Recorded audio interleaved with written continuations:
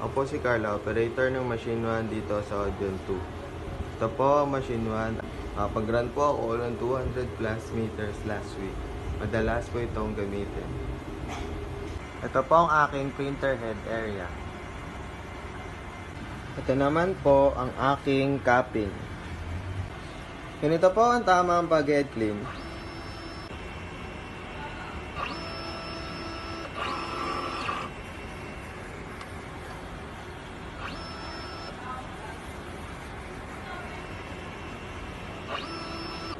Dito naman po ang tamang pag-check ng nozzle.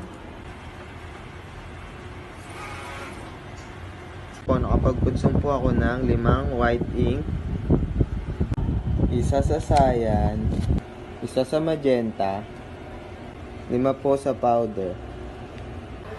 Ito naman po ang stock set unused.